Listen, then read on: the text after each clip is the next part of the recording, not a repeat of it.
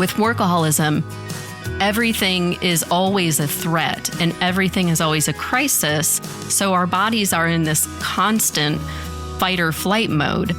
And that constant activation has been linked to a whole host of negative health outcomes.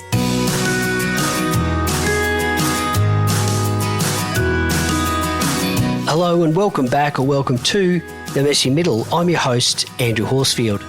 This is the 50th episode of the podcast, so I just wanted to start by saying a couple of quick thank yous. Firstly, to those listeners who've supported the podcast from the very beginning, who've helped build a loyal listenership of over 20,000 people, thank you.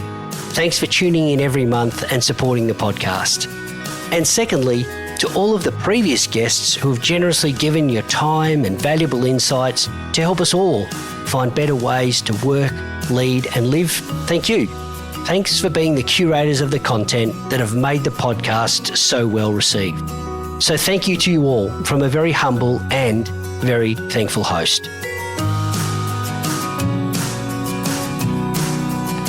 Are you feeling constantly under pressure and overwhelmed? Are you taking work home with you or finding it hard to switch off? If so, this conversation with Malissa Clarke is really going to resonate with you. Malissa is an Associate Professor of Industrial and Organisational Psychology at the University of Georgia, and she's just written a brilliant book called Never Not Working: Why the Always-On Culture is Bad for Business and How to Fix It. This is a deeply insightful book that's gained attention and accolades from people like Adam Grant and Daniel Pink because of the beautifully way it's written and explores why a large percentage of us are overworking and how we can face and fix our own tendencies to be tethered to work. Which is how we approach this conversation, discussing important issues like why we overcommit to work, common tendencies we should be aware of, and it's not just how many hours we're working each week, why hustle cultures are harmful, and the things that we can all do to achieve excellence as well as endurance. Malissa provides a practical voice to a common problem most of us face. How can we manage the competing demands of modern life? It's time to listen and learn as we speak with Associate Professor, author, and proud working mum, Malissa Clarke.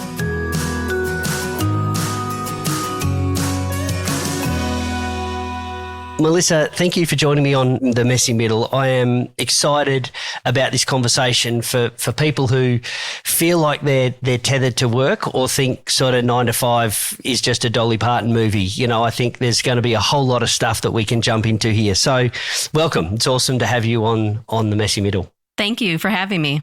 So I just wanted to start off, you talk about workaholics in the book, and I just wanted to jump straight into, was that a conscious term that you used in the book to sort of stimulate the meaning behind what you were trying to get people to think about?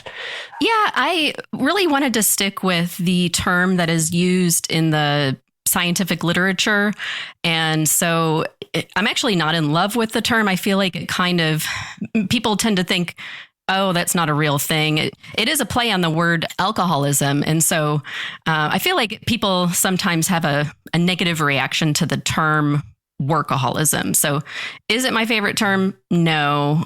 The reason I kind of stuck with it in the book is, again, to be in line with how researchers, including myself, have talked about it and studied it, and also to differentiate it from simply just the number of hours worked, because workaholism is not just that, it's more. Yeah, I love that aspect that you took in the book.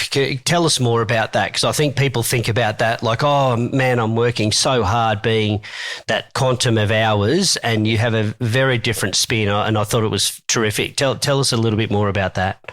The way that I think about workaholism is it does involve long work hours for sure. That's the behavioral component. And so workaholics tend to work more than they need to. They take work with them wherever they go, whether it's on vacation or whatnot.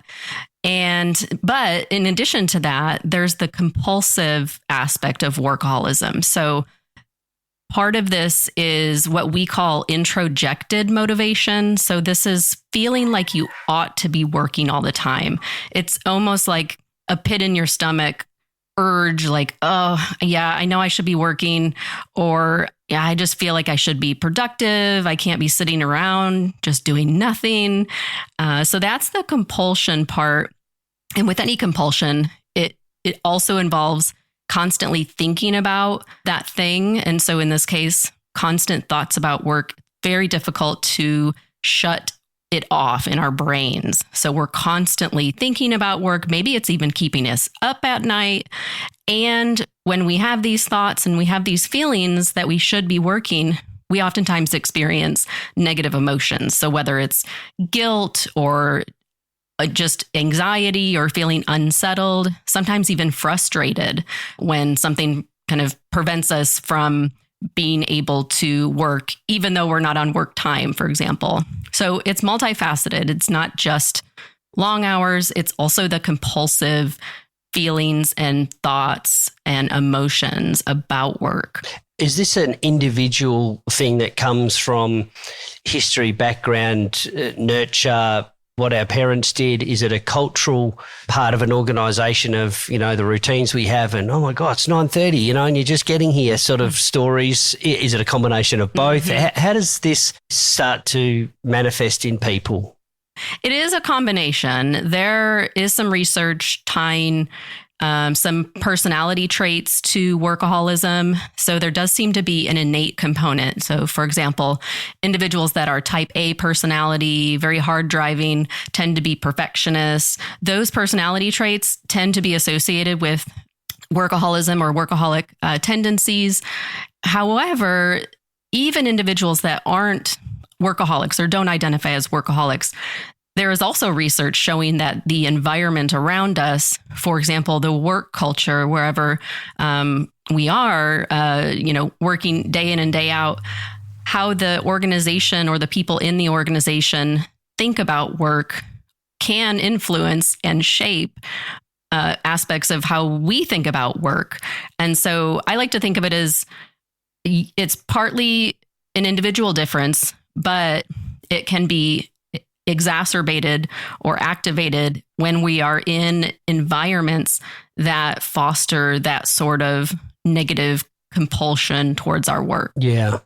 So if we split those just for a moment. So as an individual, I'm thinking about the person who spends a lot of time doing the mundane tasks to the best of their ability rather than maybe let them go. And so they're not necessarily focusing on their best work for their best task. It's just 100% perfect and right and accurate, which keeps them time poor. Is that sort of what you're thinking about with that cognitive behavioural drive? I think that definitely is a component of it for sure. This feeling that it needs to be perfect and you need to keep on working.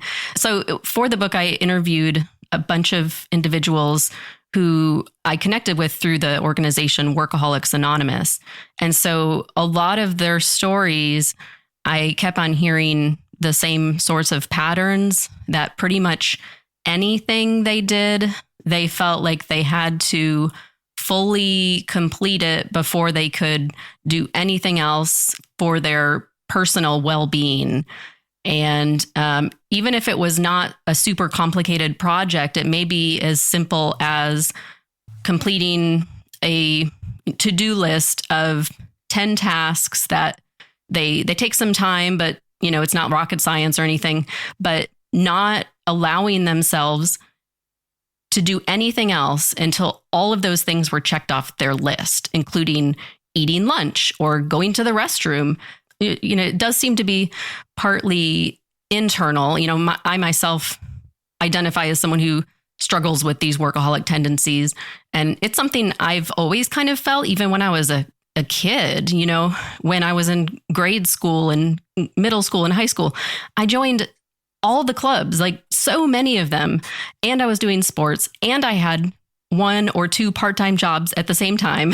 And so it's that idea of having to do so many different things, not because of my parents telling me I had to, but I don't know. I just kind of felt like this is what I need to do. This is what I need to do to be a successful student. And now in the workplace, a successful worker.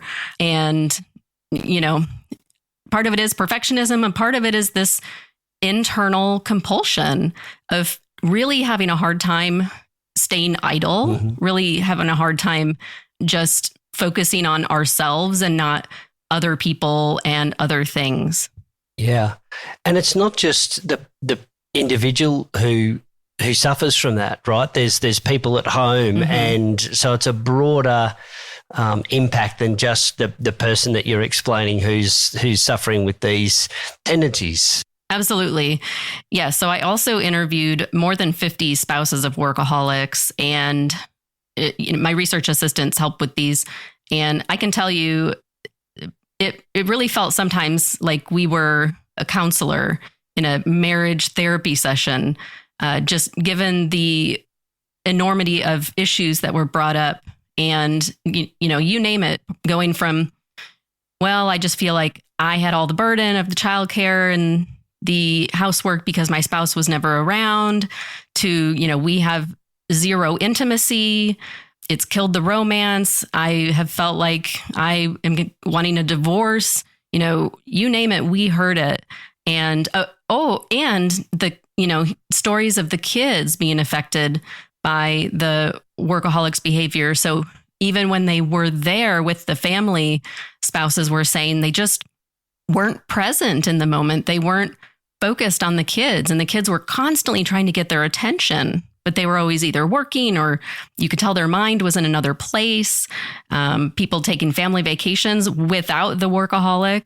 So yes, definitely a lot of really heartbreaking effects on their families. Yeah. And in those interviews, were people that you were interviewing, were they feeling like, look, I've just got to get this done because it's the role I'm in, or it's the project I'm working on, or it's the time of the year, and justifying why that was happening? Or was it more, look, I see this and I know it's not helpful but I can't change, or I'm finding change difficult? Given that these were individuals that were a part of Workaholics Anonymous, they already had a community that was supporting them. They were already trying to make some changes. And so I do feel like a lot of the people that I spoke with recognized that it wasn't all the situation. I remember talking with one woman who she thought it was a problem with her job and the occupation. She was a professor.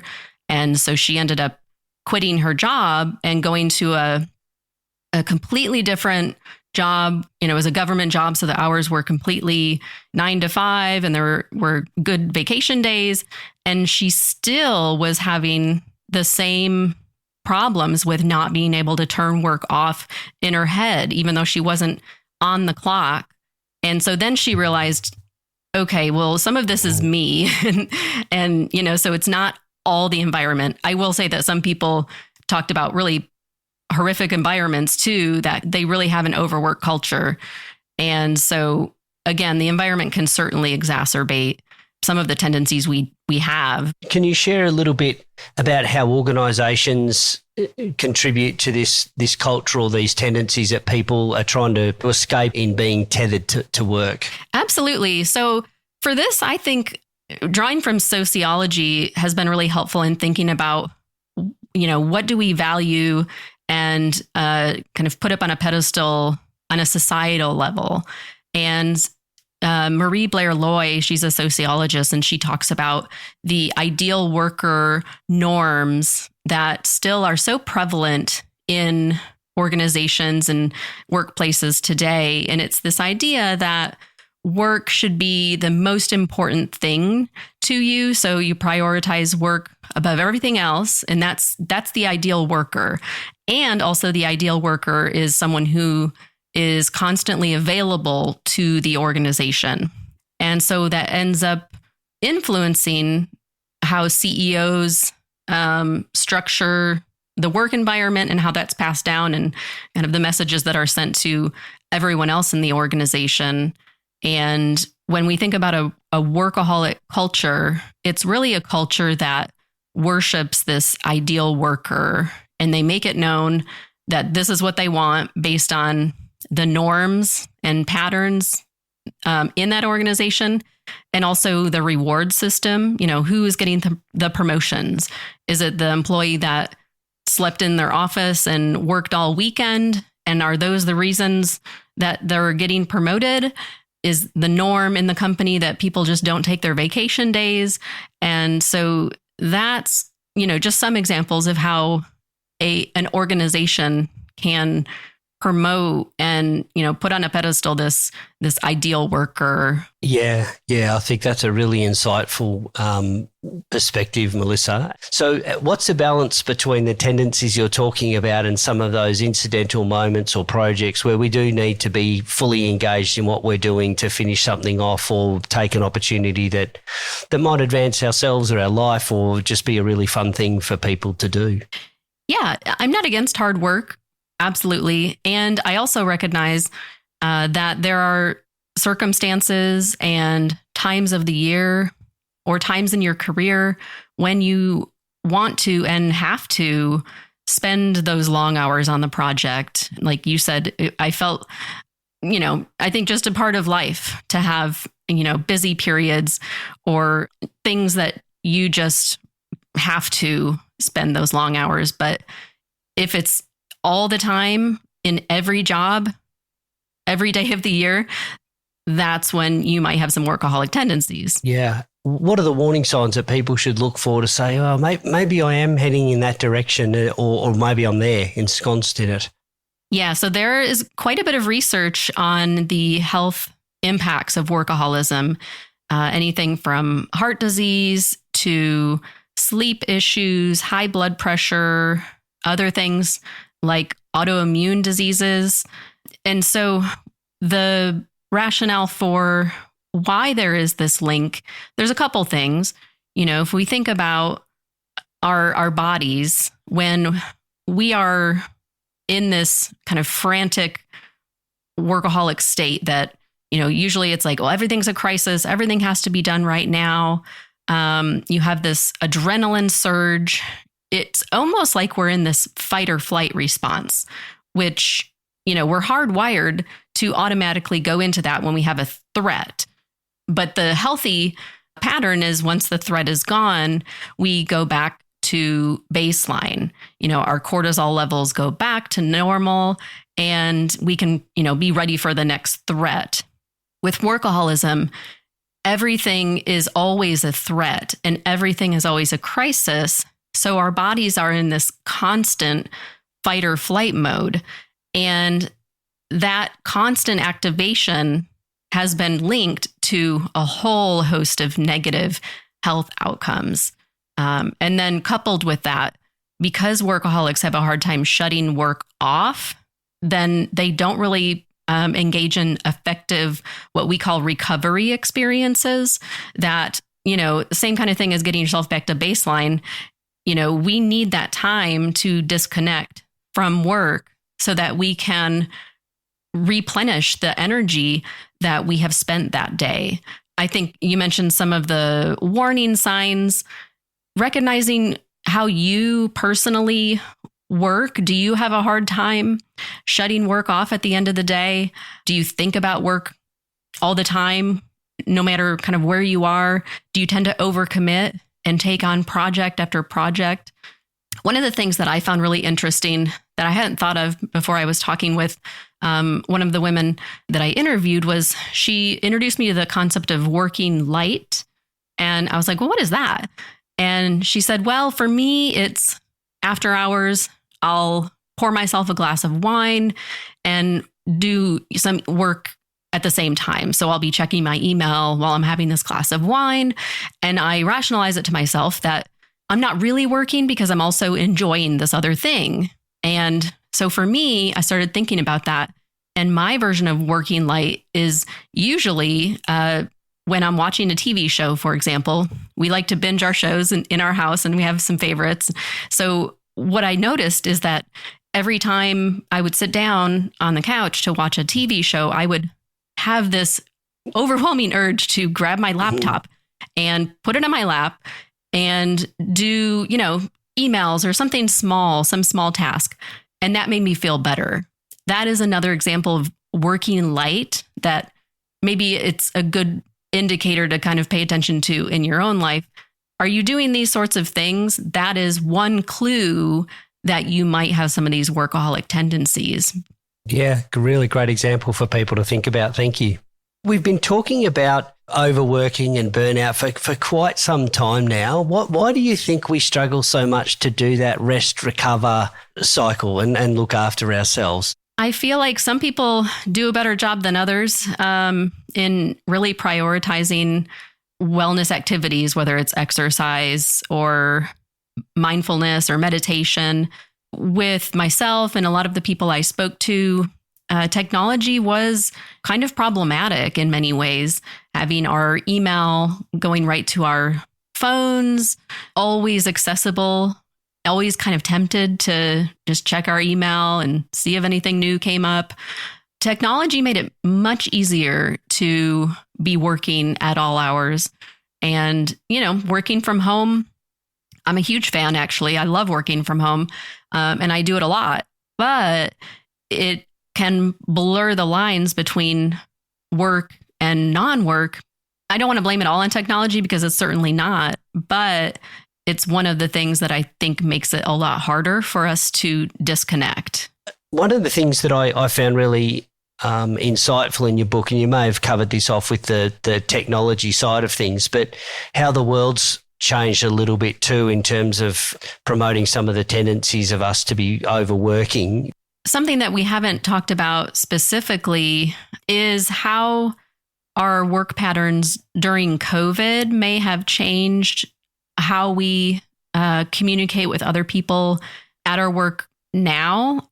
And one example, Microsoft conducted some studies of the use of their platforms like Teams, for example, and keystroke data. And what they found was during COVID, there was a third peak of productivity in the evenings. And, in my opinion, having kids, and you have kids too, you could imagine that at this time when kids were at home all day and parents were having to homeschool essentially their kids during the day, some work tasks had to get shoved to later. And so in the evenings, you put the kids to bed and you go grab your laptop and you catch up on the work that you weren't able to do during the day. And during COVID, this was a necessity, right? Especially if both members of the couple were working. And so that's kind of what they were seeing with some of the people in their study was this third peak of productivity in the evening. But my hunch is that a lot of people kind of got used to having their coworkers accessible and being able to accomplish tasks with their teams in the evening and kind of just kept that bad habit going. But we're really not hearing anything about conversations around, well, we used to communicate with each other at very odd hours and that became, the norm, but we really need to rein that back now that everything is, we've kind of come out of the pandemic and gone back to quote unquote normal. And so that is the other thing that I think is really important to talk about, how you are interacting and, people in your organization are interacting with each other. So can you tell us a bit more about that rumination as part of this whole workaholism and those tendencies? Yeah. So one of the main indicators of, that someone might have some workaholic tendencies is the work rumination and, really having a hard time shutting it off in our minds. And it can be like thinking about that email. It's, you're thinking about things that happened, you're thinking about things that will happen. But regardless, you're thinking about work. And so really having a hard time shutting that off is a key indicator that you might have some of these tendencies. Absolutely. How do people start to identify those tendencies in themselves? And what are the steps that they can just make a start to mitigate some of those? Yeah, I think the first step is really just to treat yourself as the subject in your own experiment and start recording your workaholic patterns. One, suggestion could be to set a timer on your phone for a few random evening hours and weekend times that when it goes off, think about what you've been doing over the last hour before that alarm went off. Were you working? Were you thinking about work? And the whole point is to really start to identify maybe trends, or maybe you didn't even realize that you were working light, for example. And so really first, just trying to understand your own tendencies, your own patterns, and then some strategies. One thing that I find helpful is to really recognize that with workaholics, everything seems urgent, but really, and if you think about the tasks in our job, a lot of things we do can wait until the next day. It's not life or death, and so really trying to redefine what is urgent in your to-do list and try to categorize and use that to-do list as a way of prioritizing the things that are urgent and actually do need to have your focus, and finding ways to, delegate some of the other things or take them off your list in other ways, maybe move them to the next week. Really the whole point is trying to recognize that you're never going to get to the end of your to-do list. I think we can all agree the to-do list can be never ending. We'll always find more things to add. Another thing that can be helpful is making sure you're adding non-work things to your to-do list. And so I found this helpful for myself. When I looked at my to-do list for the week or for the day, it would overwhelmingly be pretty much everything was work, maybe one non-work thing. Oh, I need to call the doctor and schedule my kids' checkup or whatever. But purposely adding things for your own wellness, your own well-being, that walk that we were talking about, making sure that every day you carve out 30 minutes for that walk or whatever it is that you need in order to rest and recover. Yeah, I really like that. I think that's a really nice metric for people because it's a very clear indicator, isn't it, to be able to put those things on. I'm also thinking about the people listening who have got a real discrepancy between the life they would like to live and the demand that they feel is being placed on them, whether that's from an organisation or a spouse or kids or, the billions of things that we've got to get done. Is there anything that you would like to comment on further around managing that sort of organisational press to our own life and how we just try and carve out that sense of our own identity and self and what our priorities are in an organisation when we feel is being maybe unrealistic, even if that's the vernacular and not necessarily the expectation? Yeah, I recognize that this can be really tough if you're in an organization that it is the culture and, you have a boss that completely doesn't respect your boundaries and has all these expectations that require, many, many hours to finish the projects that are put on your plate. Some people have had success talking to their boss. Really the boss, the supervisor is the most direct, has the most direct impact on kind of your day to day. And so if you can open those lines of communication to the person, and so maybe, unfortunately, the strategy could be move to a different work team, and, see if you can have a lateral transfer to some other role in the organization, or, find a different organization. I know that it's a luxury that not everyone has, right? And, but, a lot of the people I talked to, really it took leaving that negative company culture to be able to implement some of these changes in their life. Yeah. And I think I really like your perspective around that. Sometimes that indicator of I'm not working for a very good boss or I'm working for someone who's demanding and I'm not going to escape this very easily, it might be the indicator that people need as well. Mm-hmm. Even if it's not quite the outcome people are looking for, it's still a really good indicator either way to have that conversation. Yeah, I agree. It can be so tough though, and I recognize that. I'm really interested in your view where you say it's sort of our responsibility as well in this. Can you explore your own philosophy around that a little bit more? Because I think it's somewhat counterintuitive to what we hear sometimes. Yeah, I think it can be really tough to, especially if you're in an organization where there is this always on culture. to bring up these conversations. It's also really tough to think about work differently. It really struck me when I was reading the sociology literature about this ideal worker norm, because as a working mom, it almost makes it even more challenging in some ways to strive to be this ideal worker, because at the same time, we're striving to be the ideal mom, which is the one, who's always there for the kids and is the nurturer and the caregiver.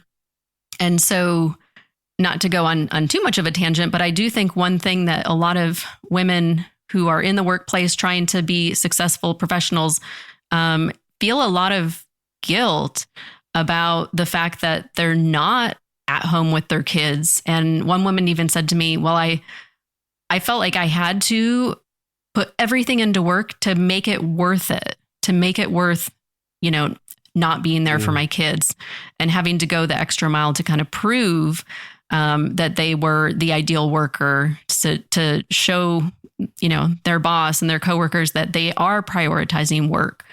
I feel like it can be difficult, but just to keep it in perspective, that I'm doing what I value and I'm sticking to what are the priorities in my life, because it's really easy to get caught up in that culture.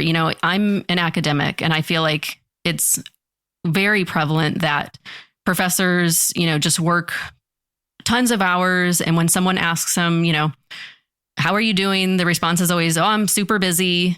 And so to actively say to yourself, to your boss, to, people around you, hey, look, I'm going to put my all into work when I'm there. But, you got to respect my boundaries when I'm not at work, because this is also important to me. And oh, by the way, you could throw at them, well, research shows that I need this in order to be a better worker. But it is very difficult, because as a society, that's what we value. That's what we think is what we need to do. I think it's a really good thing for people to listen to around identifying what matters to them, and then, because that's the balance of I think what the book's about, and certainly what this conversation is about, is how do you do that in a proportion where more is always possible and better is always possible. There's always going to be someone better than you. There's always going to be someone working more hours, and just recognizing that it's okay if you're not that person. So sometimes it is seeing the premium and the best and the person who's putting it out, but we don't always see that cost that it's taking, and having this impossible measure that we create for ourselves. And I think that's a really great reflection point for people listening. So tell me, you're a self-proclaimed workaholic yourself, and have gone through this process. You mentioned that a little bit at the start around your upbringing and jumping onto every club that you could. And from a personal perspective, what's worked for you to make the transition to find more of a successful balance for yourself and your own experience? Yeah, it's a work in progress, trial and error. I definitely find myself getting caught up in, that sort of academic working all the time mentality, and have to rein it in. Some of the things that have worked for me, I do really like carving out that time in my to-do list for my walks and the time for me. My kids are really important, and I really value the time with them. And so for the entire time they were in K through 12, I have put aside between 3 and 4 p.m. to pick them up from school. For me, I do have a hard time not working, especially in the evening. That working light, I struggle with that all the time. I have to consciously put my laptop down. Just recently, this shows that I'm still working on this. Just recently, I took my first vacation in my adult working career and didn't bring my laptop with me. And it was a huge milestone for me to leave that, because I was like, well, what if people are needing to get a hold of me? But it was during break. So technically I wasn't on the clock anyways, right? making those intentional choices and constantly reminding myself why it's necessary to disconnect and kind of force myself to leave that technology behind. Yeah. Yeah. Can I be indulgent and suggest something that I found useful for me in this space? Oh, yeah, absolutely. I have a little list on my computer that I keep, and I put them into a 5-minute bucket or a 15-minute bucket because I think any time above that's quite easy to find, like 60 minutes on a weekend is quite easy, but it's the during the day things that I find really difficult. So as I just think about when I hit a moment of stress or difficulty or this overworking space, I try and think about what would be helpful for just the 5 minutes that I have. And so one of those, as a practical example, is I'll turn everything off and just sit for 5 minutes. And if anyone's ever done that, it seems like an inordinate amount of time. It's so when there's nothing to do, right. when in the middle of. So you don't meditate. I just sit. You sit don't try and meditate silence. or anything. It's just that pushing everything away for 5 minutes and not having to worry, panic, quietening the mind to just say, okay, reset, go back. I've done it in off-sites where I just get out of the room I'm in. So for people who are in an organisation, it might be a quiet room.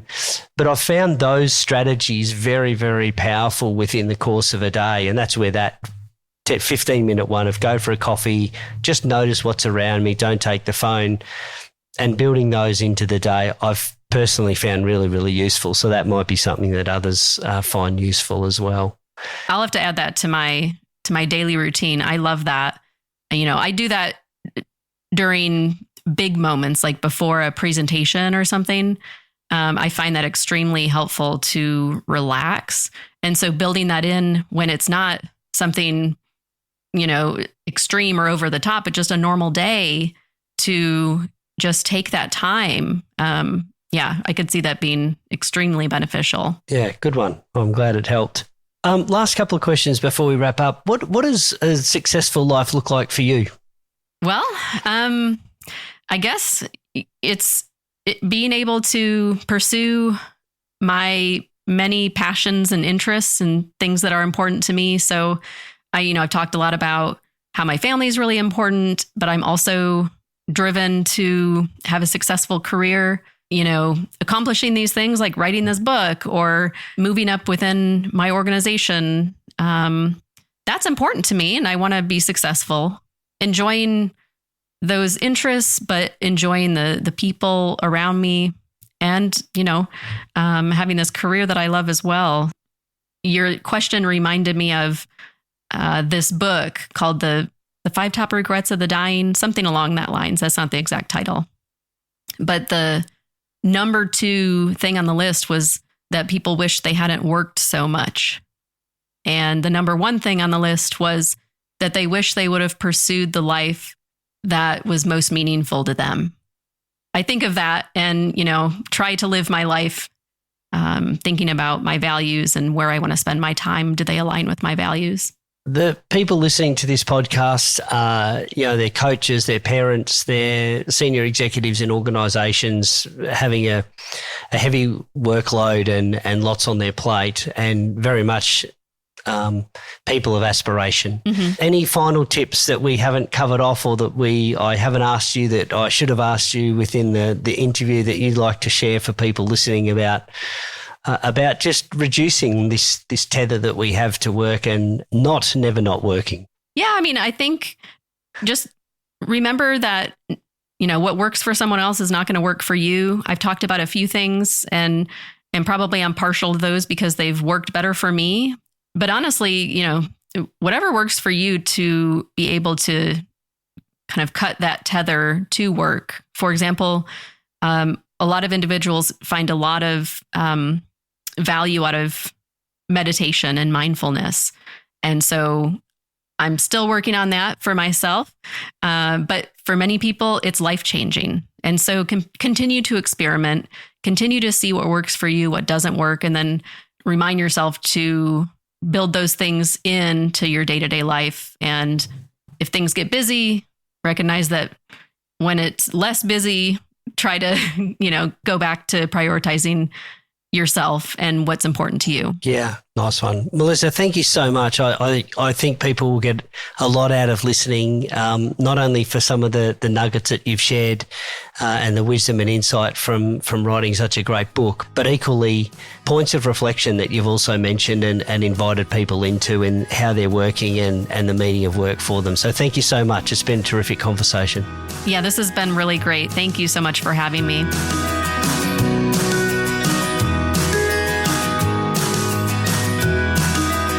A quick word before we go. Just a reminder about the new and exciting initiative, the Better Life Lab. If you want to be first and part of the exclusive launch, go to andrewhorsfield.com/Better Life Lab. Thanks for listening.